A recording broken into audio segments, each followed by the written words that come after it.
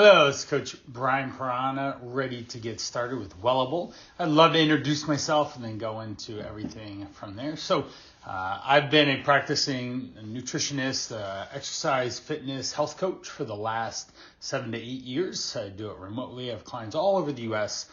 Before that, I was a personal trainer. I owned gyms for about 7 years, and I got an exercise degree back in 2004. So this is what I've done for my profession, and I love speaking about health, about personal growth, self-care, positivity, which is something we're going to go over today, and really looking forward to engaging with you guys today. I love engagement, so I'd love for you to hit up the chat box or the Q&A to ask questions, and so engagement is always way more fun that way. So without further ado, we're going to get started, and I will open up I need to actually share my screen so you can see it. Okay, so I'm going to have the chat box open and off to the side, so I'd love for you to put in any of that in our conversation today. So feel free to just interrupt me as we go. I like to talk, and so I will be talking a lot. So excited to have you. Welcome to Wellable's Retrain Your Brain, how to enhance your life with the power of positivity. That's going to be a really important thing today for our conversation is positivity, half glass full, sun's always shining type energy and attitude. That's something that I personally live and love in my life. And so that is really important.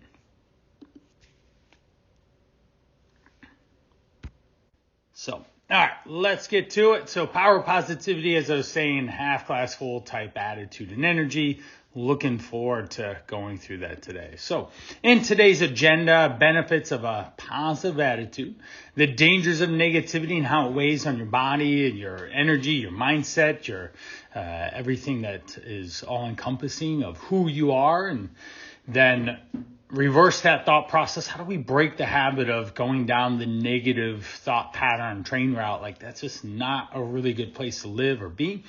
Retrain your brain for success. And lastly, positivity with positive action. And how do we do that? So benefits of a positive attitude. So of course, if we have a healthy mind, body, and energy, and it all starts with a good attitude. Simple things like increasing your lifespan, lower rates of depression. You're going to have just better energy, less stress. You're going to be impacted by stress a lot less. You're going to have less colds. Definitely hitting low energy or bad attitude can wear on your immune system, and so it's really important. Your physical and psychological well-being, a better cardiovascular health, reduced aging, better coping skills for any hardships with stress or relationships with stress. You coming in and having a really positive energy about you after you get off of work is a really important thing to have a really enjoyable home life. These are things that I talk about with some of my clients, like, hey, maybe you should go on a walk before you get home so that movement is energy and you can get the blood flowing, heart rate up, and just literally feel better once you enter into your home and get back into your normal everyday life. So positivity in your brain. When you experience positive emotions, so certainly the ones here, joy, contentment, love, happiness, the list can go on of just things that bring smiles to your face. You see the more positive outcomes that can happen for you. The grass does feel greener in your life, and you start to seek out better, more enjoyable activities that are going on. Positive emotions open your mind, allows you to turn your body and your skill sets into doing new things and allowing you to be much more resourceful and find things to do that create better just life in multiple areas, period. So The happiness, health benefits. So the act of being happy provides many benefits. Certainly we want to stimulate the growth of nerve connections, improve cognition by increasing mental positivity, improves your ability to analyze and think, so you're constantly able to utilize what's up here, the skill set. You can go and get resourceful and find answers that are up top here in your mind, because you're seeking out solutions to situations that show up, rather than feeling hardships and being challenged that way. We're going to increase attentiveness, more happy thoughts. Your view of your surroundings, your environment is better. Just even like having a happier, more positive attitude and energy going into work can just be a more enjoyable experience of getting up every day to go into work and do the things you need to do. All right, so we have a little bit of the brain and how positivity, happiness, hopefulness, being optimistic. I love those type of things, and I always encourage people to do that. Even last night, I was reading and reviewing these slideshow here for you to just be more in focus of what I'm going to be presenting on. And I was dealing with two clients, Alex and Wesley, and they were struggling with motivation to do the things that they knew they needed to do to be in the process of making changes for themselves. So, and it was almost happening simultaneously. So this is something I deal with on a day in, day out. So when someone shows up and they are overweight and they want to have some better health goals, then I definitely always consider what their stress level is, what their support system is, and how they're able to manage this on an ongoing daily basis.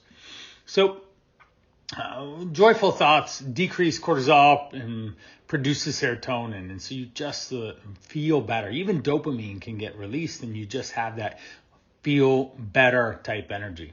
This creates a sense of well-being, and so the prefrontal cortex is the brain. The different lobes of it have different reactions in your body, and control center for those. But we regulate the signals that your neurons transmit to other parts of your body. Think of that like you're just going to be healthier, in general, you're happier body, muscle, connective tissues when you are in a positive like state and thought process to your body. So you're going to be less likely to get hurt, injured. It allows you to think and reflect on what you're doing physically, allows you to control your emotional responses, gives you the ability to focus on whatever you choose. So you're not distracted by the news. Don't open the news. There's nothing going on very well, from war to balloons to all sorts of other stuff that's happening in this current time. And tomorrow brings something else, and then 5 weeks from now something else. So there's be always negativity that you have to be consciously aware of, and that's something too, is like you can't just constantly be seeking out the negativity or opening yourself up to that. So if you're always looking at the news, or that's scrolling through Facebook or something, or TikTok these days or whatever, and you spend a lot of time that could be completely distracting, you're not going to focus on just having a better outlook and utilizing your time quite a bit. So studies have shown the health effects of people who have had a history of heart disease and their reflection of positive outlook in their life. And what the study that this one particular states, the power of positive thinking, is what it was called. You can notate in the bottom there the sources, but 1/3 less, the people that had a positive outlook were 1/3 less likely to have a heart attack or other cardiovascular events within 5 to 25 years or more than those who had negative outlook. So literally just thinking negative is going to be draining and predispose you toward poor health. These findings held true even among those who had the most risk factors for heart disease. They were 13% less likely to than their negative counterparts to suffer from heart attacks. So again, just being positive and a better outlook on life is going to create a much stronger, healthier outcome in your life. I feel like my goal is I'm going to be live, play, have fun, and then be done with this. And that's the goal in my life, to maximize and really enjoy everything. So from there, what we have is we want to show reduction in disease risk factors. So Harvard School of Public Health, and again, the citation is there, how power of positive thinking works. While most medical and public health efforts today focus on reducing risk factors for diseases, evidence has been mounting that enhancing psychological resiliency by staying positive and be able to manage what is showing up in your life and have a better outcome does make a difference. I had the last PowerPoint that I did with Wellable was on building resiliency and being able to overcome stressful situations in your life, and some of these things are overlapping, and it's nice to have some physical data here to just show that. The next thing, the study of 70,000 women over an 8-year period, mostly optimistic, the top quartile had nearly 30% lower risk of dying. So we certainly know this time and again that you're going to prevent cardiovascular disease. So you're just going to have a happier lifestyle. So studies show better work outcomes. So another, the financial upside of being an optimist. So this was about insurance salespeople and those who were either pessimistic or optimistic. And guess what? The optimistic people not only sold more, but they stayed in the industry significantly longer than even in the first year. So they actually could create a career out of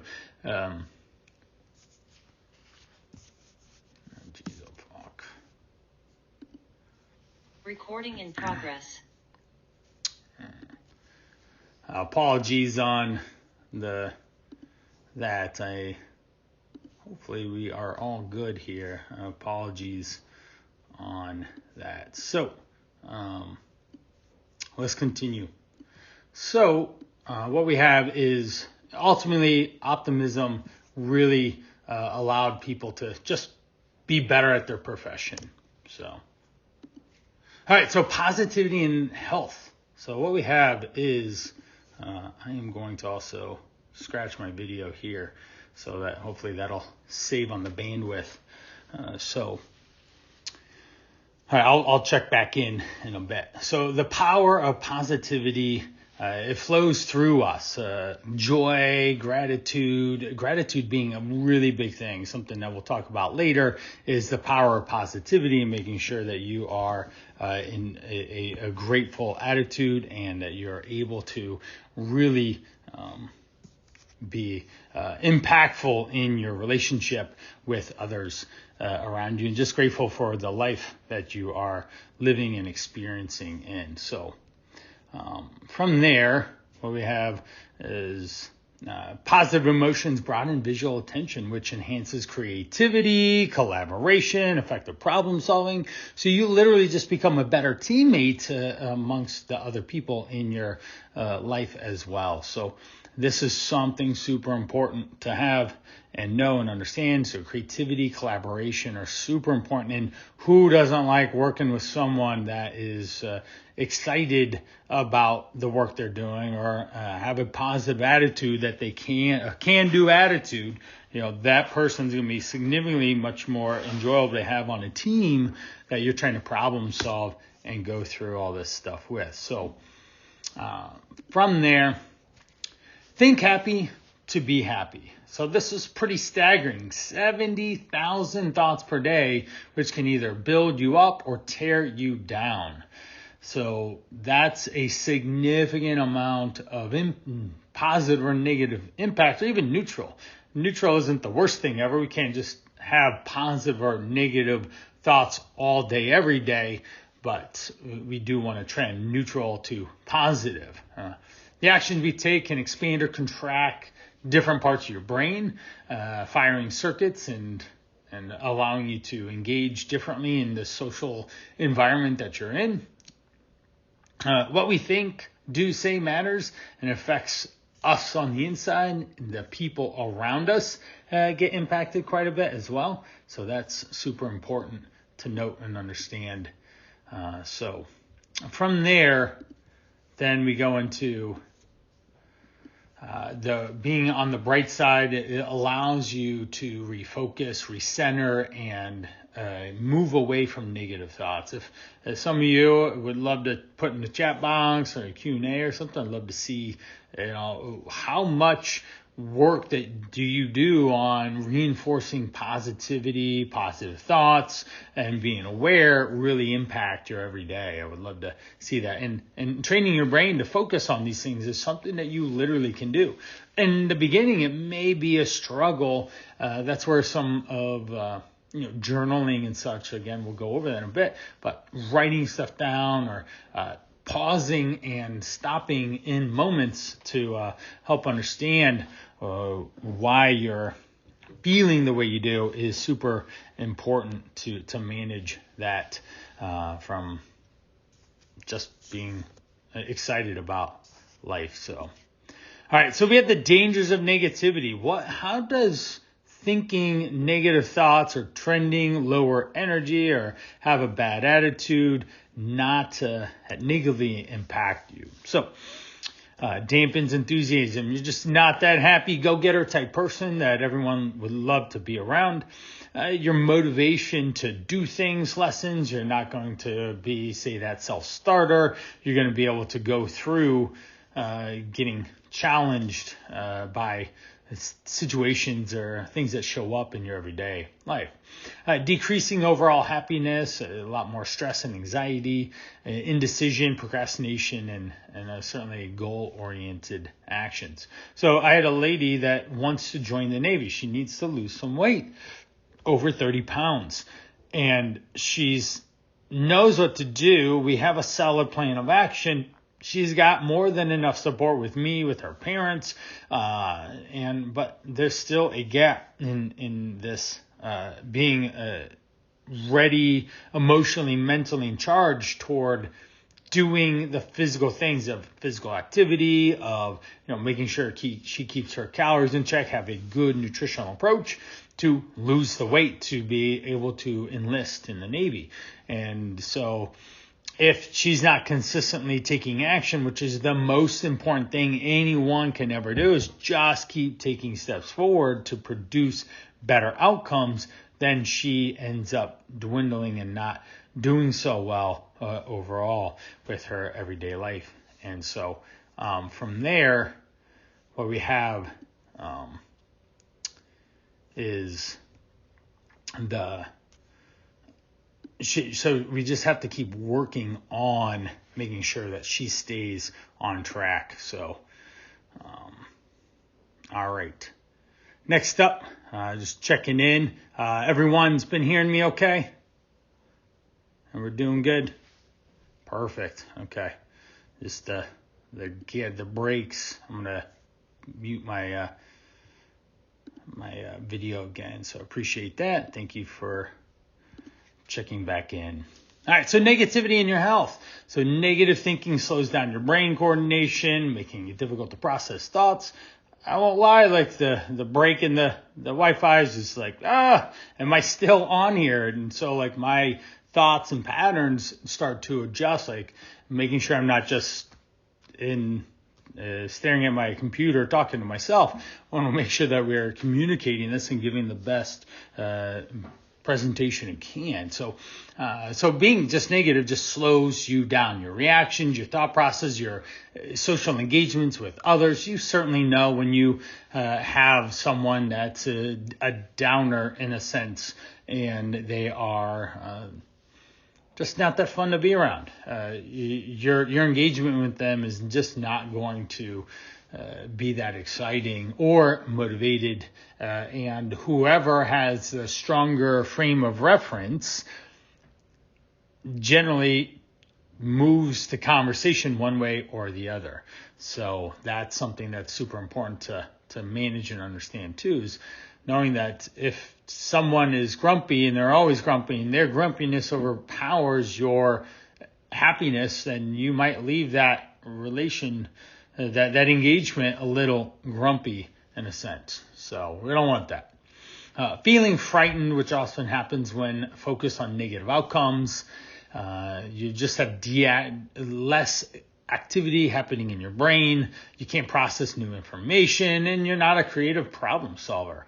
The fear factor impacts the left temporal lobe, which affects mood, memory, and impulse control. So when fear or heightened awareness of negativity shows up, you might just not even remember a lot of things that you or said or agreed to or whatnot. Now, so what we have, a couple of things here is we have the worry and negative thoughts trick the brain into thinking that there's an immediate threat that triggers fight or flight, right? We all know what fight or flight is. So all of a sudden you're in this heightened sense of body awareness and like sending confusing messages to your motor systems, your sensory systems, and there's no real danger present, but it feels like that. And these negative experiences are stored in your brain, and then they once this situation continues to happen, that same experience or situation shows up again, you get that heightened sense of issue straight away. So think of like getting called down to the principal's office. Instant fight or flight. You start getting this heightened awareness. Maybe your chest starts to heart flutters. Your breathing goes up. You start to feel hot. And so this is your body trying to deal with all this. And we just don't want these negative experiences to be all consuming, because then it's really hard to get into a positive state of mind. So you can't eliminate and get out of these negative cycles of elevated heart rate, or blood pressure goes up, or you're just on edge a lot more than you need to be. All right, so the brain's response to negativity. The brain closes off the outside world and focuses on the negative emotion or fear, anger, stress. So you really kind of start to self-isolate, and this wheel starts spinning and turning and challenging you on a negative forefront. It just becomes really stressful. It becomes negative to you to get out. One of the key things you can do when not feeling your best or having stress or strain in you is just talking to someone. But just being in this negativity, you're going to be less likely to even reach out to anyone in the first place. When at odds with someone, anger, emotion might consume you to the point where you can't think about anything else, right? We've all felt that way. Like you experience something negative in work. That's just the easiest one, right? We spend 5 days a week or more, and there's this constant, this person or this deadline or these situations keep showing up, during, COVID quarantine and just even beyond, like being short-staffed and expected to do more people's workload and stuff, that can really irritate you, which then just bleeds into your evening, and your personal life is now hijacked from you not being able to focus on just doing the things that you want to do in your own personal life, and not dragging in the negativity that you are experiencing. So when you're stressed about a long to-do list, you may find it hard to even get started. Paralysis by analysis, right? And so you have too many things to do, and then you just don't do any of them. I'll say I have a simple home project happening right now, is putting down some vinyl tile in my laundry room, and I got held up by not having enough of the tile. There's some special cuts that need made to fit around the water tank and get tucked into the lawn. It's just going to take probably about 2 more hours worth of work there, but it's become this I gotta sit down. I have to use this power tool. I need time aside. I don't want to do it after 9. You start hearing all this list of things and if I just sit down, I can knock it out and be done with it. And then my laundry room floor looks way better from painted chipping cement to vinyl tile that looks really nice and is just more aesthetically pleasing, especially for when we're doing laundry. So a silly example, but I just gave you this to do of I have to sweep, I have to clean, I have to cut these boards to fit, and I have to sit down and bend weird and do it, and so all of a sudden it's just I'm not as excited to do that one particular activity. So if you feel bad about not exercising or not eating healthy, or all you think about is how little willpower you have, how lazy you are, how you don't want to do anything, where's this motivation ever going to come from? You're just never going to start taking the next steps. One of the key things that I do with anyone I ever work with is, what can we do that's better than what you did in the last week? Can I have you do a little bit more? So I'm not trying to have someone do all the squats they haven't do, go sign up for a marathon program or something so that they can get to doing more activity there. That's not certainly not what I'm going to have people do is overdoing it. We start simple and start to build. So there isn't a long to-do list. There's really simple, actionable things of move more than you have been. Let's start picking out better food choices and practice better portion control over those. And so that becomes an easy place for us to get started. Now, the problem is that negative attitude, if we were to label it with one specific thing. So it affects more than your mindset. So one of the big things that I deal with too, with helping as the health coaches, poor nutritional choices or skipping the gym or skipping your walk or whatever comes as a result of being in a negative attitude or having a negative experience. So one of the things that I'll try and do with people is just let's just commit to 5 minutes of walking if they need, or let's change into workout clothes before you leave work and let's go to the park to go walk instead of trying to go home, and then you're going to have to fight and argue with yourself to get off to fight the gravitational pull of the couch. That's never going to work for you or anyone else. The couch is always going to be a pretty strong situation unless you have a strong mindset, a positive attitude. When you hold a negative image of yourself, you rob yourself of much needed energy, right? Again, how much time are you consumed with these negative experience, thought patterns, behaviors, emotions, the strain that it puts on your body and energy if you're just not excited about the way you look and feel? So having an upbeat mental state can improve health, lowering your blood pressure, reduce heart disease, manage your weight better, blood sugar levels are managed, and ultimately living a healthier lifestyle. So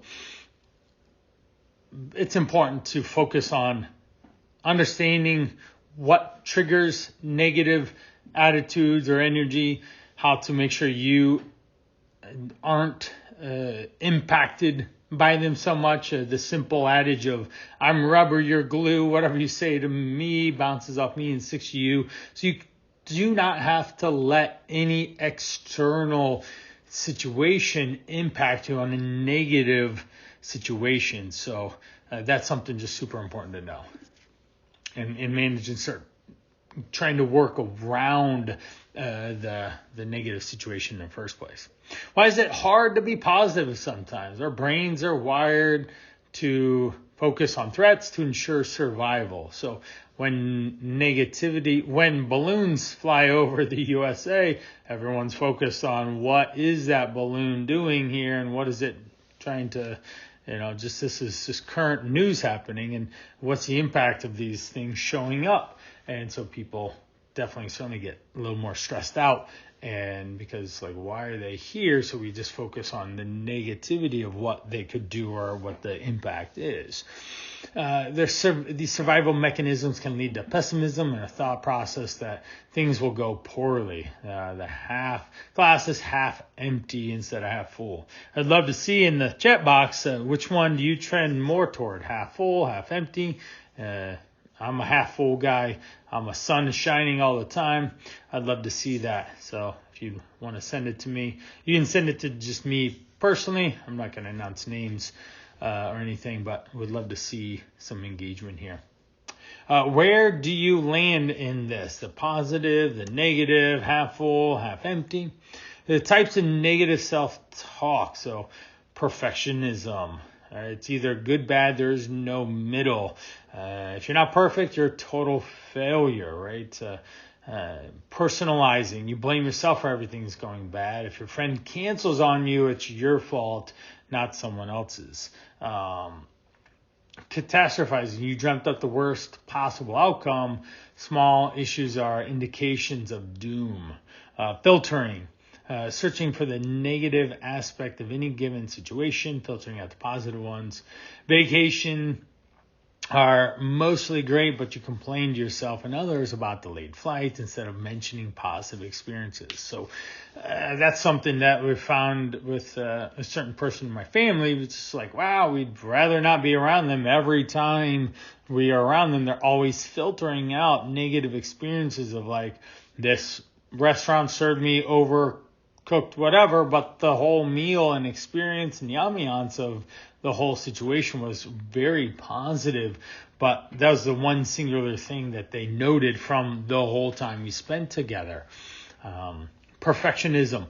I always joke with clients, but if you think you're going to be perfect, I already planned for you not to be from the get-go. So it's important to manage and understand these situations that you are in control of managing yourself. We have to have grace. Nothing is ever going to go perfect. And there needs to be what I would call a middle gear approach that we have.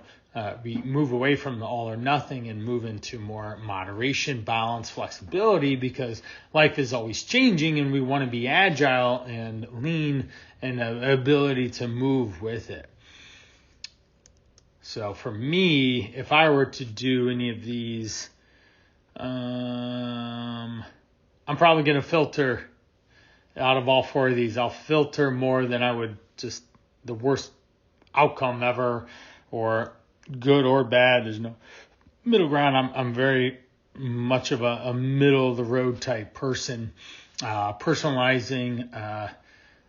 I don't blame myself. I probably blame others before I blame myself. Ask my wife. She'll tell me. You try and push it off on other people. I'm like, thanks, dear.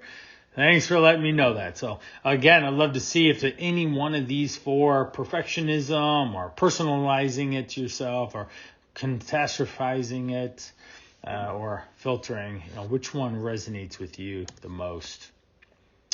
Determining success and failures. So internal, external, attitudes. So in the internal, an individual attributes their success to their own actions and abilities. Whereas it's external, if they think of this, then they rate it as luck or fate. Like if you are successful in your career, it's luck. It's not that you were able to develop skill sets and manage them and be successful that way. So that's something that's definitely interesting in that kind of in and out. Individuals expect to succeed and are motivated to learn. They may feel anxiety because they do not believe they are in control. So again, very important to manage these behaviors of internal, external. Optimism, pessimism. So again, love to see in the chat any of these. So optimists tend to lead happy, rich, fulfilled lives. So success is defined by the person of not society. So societal success is seen in one aspect, whereas individual success is seen by what how the person interprets what is happening. So optimism's enjoy spending time socializing, being engaged with others, and aren't limiting or isolating themselves. They have good relationships, whether it's a small group of people or a large group of people. They can go and be social and engage in relationships. They have stronger immune systems. They have better health habits. So these are going to go hand in hand, that they're just making better, healthier decisions because it matters more to them. Pessimists automatically assume setbacks are permanent, pervasive due to personal failures. So you can't fix an outcome because this is just the way it's always going to be, in a sense. Or they're 8 times more likely to be depressed and have lower energy, experience low performance at work.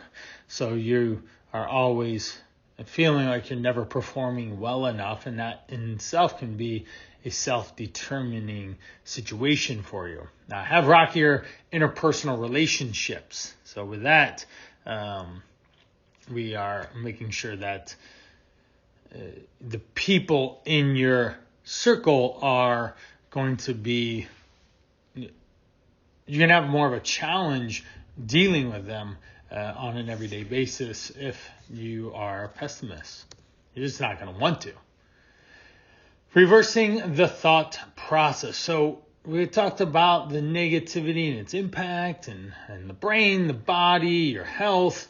How do we start to reverse this? How do we change the game here for you to be healthier and happier? All right, what's going on in your brain? What's the attitude of your thoughts? Are we positive, negative? Do we have self-care, self-defeat? These are important first things. So think about this, is where are you at in this process? Are you a positive person? Do you generally trend your thoughts, energy, attitudes toward positivity or negativity? Are you one to promote self-care for yourself? You take time in your day to do things for you? Or are you always giving and never taking time to yourself? Building positive circuit. Our brains are wired for, in a circuit fashion of, we want to build positive habits. Spend 1 minute looking for positives 3 times a day for 45 days. So every single day you could have an alarm going off on your phone that you can stop. Make a note on your phone, text it to somebody, write it down on a notepad for yourself. You do that for 45 days. Those repetitive actions start to create that habit, start to create that consistency of you actively seeking out a positive relationship, positive outcome for you to be excited about and happy. So, and we always want to ignore the quote, negative Nancy's. I don't think there's a Nancy on here, and if there is, I apologize for that insinuation, but negative Nancy's that surround you, and instead find someone positive about them and their situation. So one most important thing you should note and be aware of is that the 5 closest people to you have a heavy influence on who you are, how things are going in your life, and what is going to lead to just better health, excitement, and energy, or not, or just being productive and successful in life. So that's important. So thank them for helping you realize the positive, the internal with people around you, and be kind to yourself and others, of course. The golden rule. We want to be realistic. Choose the power of your next move. One of the antidotes I say is the power of choice. Like, you are in control of what you do always, and no outside influence can necessarily interrupt that situation. Certainly, there's lots of examples of the outside impacting in a negative situation. Even just say COVID was a pretty negative experience for a lot of folks, but you still can focus on being positive, helping in that situation environment so that it doesn't overwhelm you, doesn't overtake you, and it leaves you feeling just awful. So You can never predict the results of your efforts, but you can always choose the next step toward meeting your needs. I always say focus on the inputs, the things that you have control over, to then allow you to reflect on what the outputs are, what is happening to you. So you're always in control of, for my health coaching, is what food you're eating, how much you're eating, when you're eating, what's the preparation and planning process. Are you being active? Do you get enough sleep? Are you drinking water? As examples, those are things that you literally have control over every single day, every single moment, and it creates the future experience for you. Now, with that, we're going to look ahead with optimism and use any failure as a learning experience. I think the past is what you should learn from. You take the most enjoyable things with you and reflect on them, and happiness and joy, excitement. You look at the things that weren't so well. We all have not the best choices that we made. And so consequently, when you reflect on them that way and learn from them, then you try not to remake that, do that again. That's not gonna, we don't want to do that.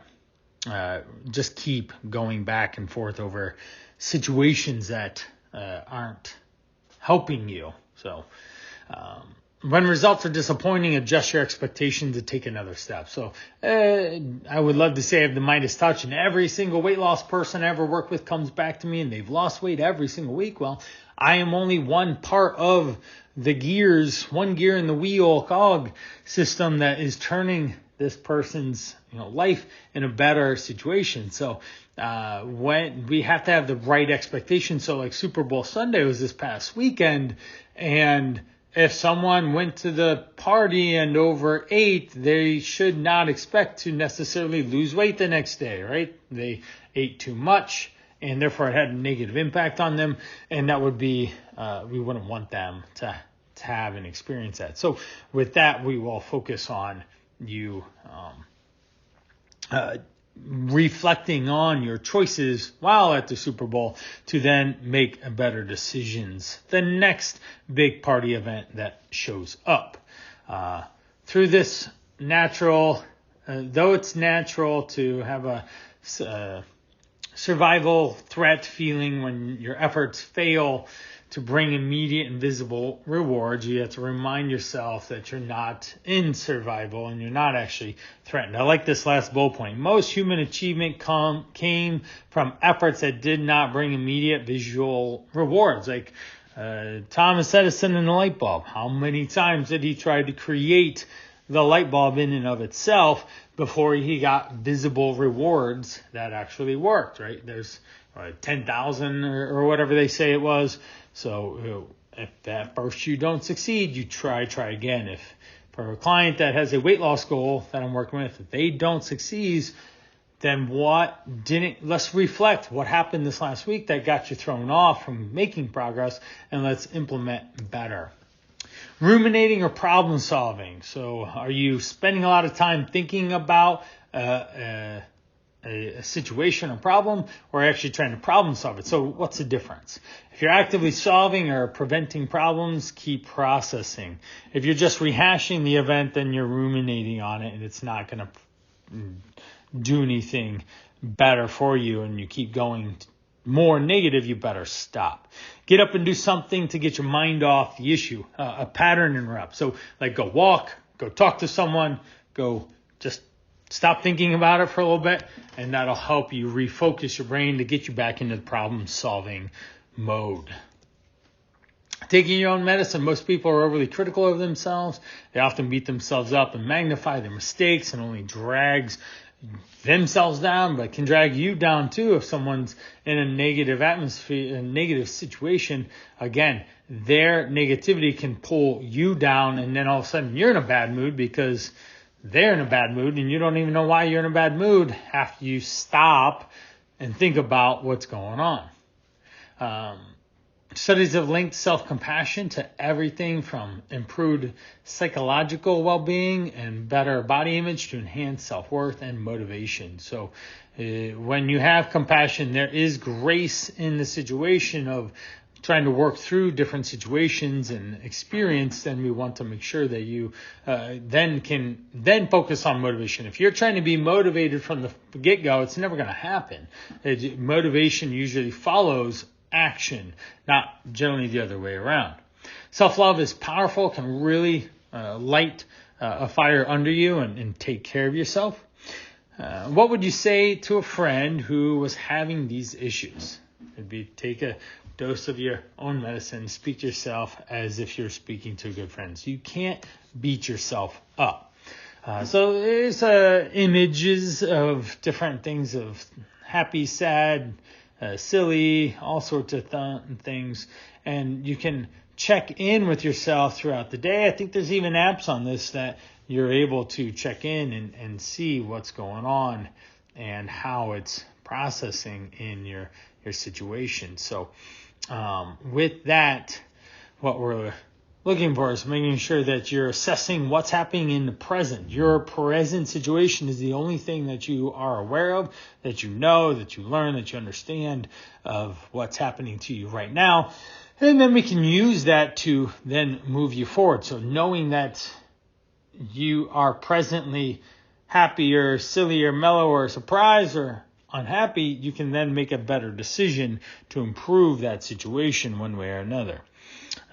Labeling your feelings, as soon as you can label stuff, it often will give it more, you have more power and say over it rather than letting an emotion run wild on you. Ignoring them will cause them to spill over into other areas of your life and negatively affect your work and other relationships. So having like a bad fight with a person or a partner or spouse or something at home, bringing it into work, your work situation is going to not go so well for you. Now, balancing your emotions with logic. So what we have is we want to make sure that your first reaction to something is not immediately harsh or unhealthy, and you need to take a step back to make sure that you are running on a rational thinking rather than emotional thinking. So something like creating a list of pros and cons can really help create balance. Reviewing the list can also make you check out of an emotion that is all of a sudden overwhelming you. Counting down from 10 down to 1, taking deep breaths in and out.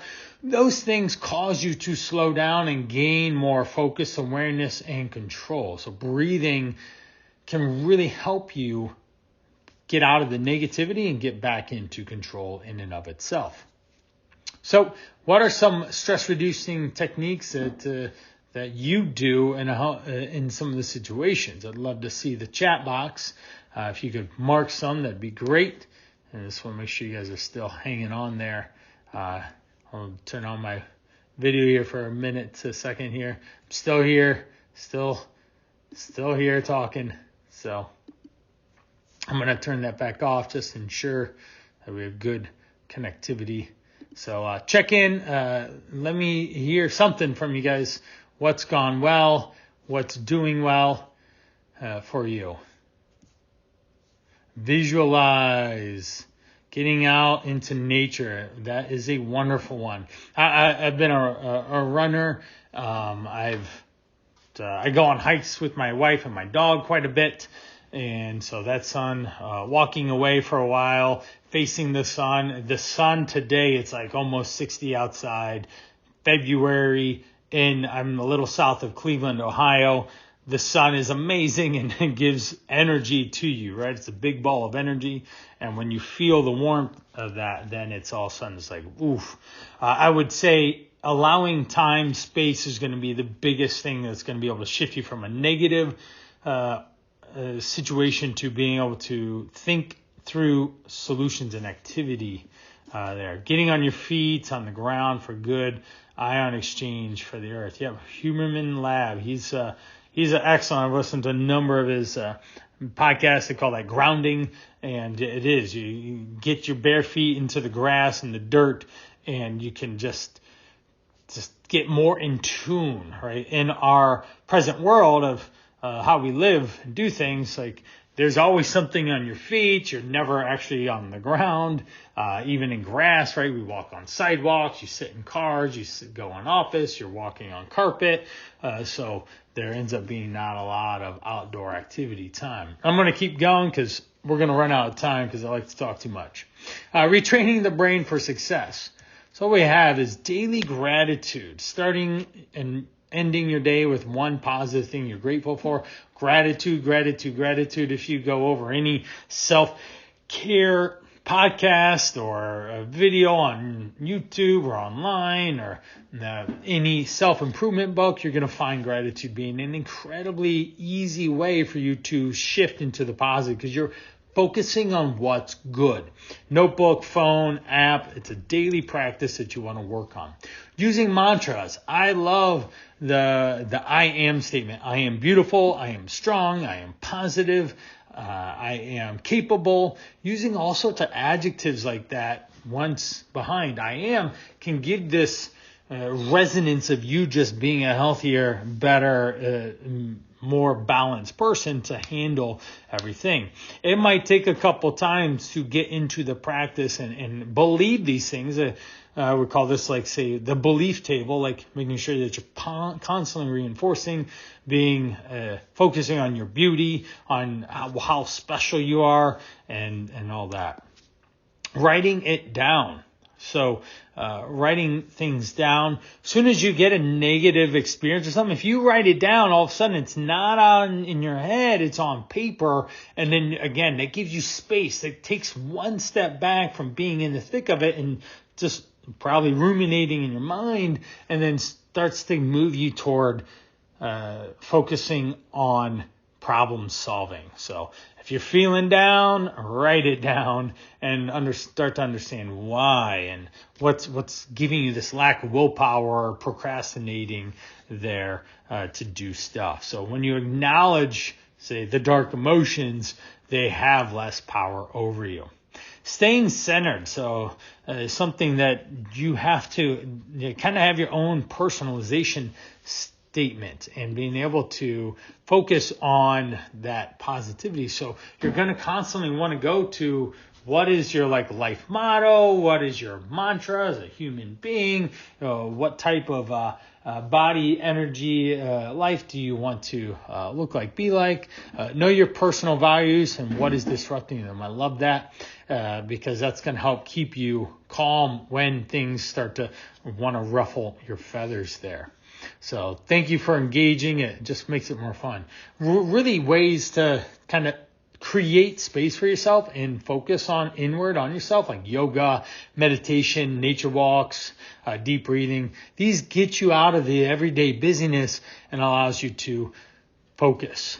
Staying in the present, so being actively focused. We talked about this earlier. When you're at the gym, be at the gym. Don't text and talk and all these other things. Stop multitasking, people. How many times have you burnt something or overcooked something because you weren't paying attention when in the kitchen, right?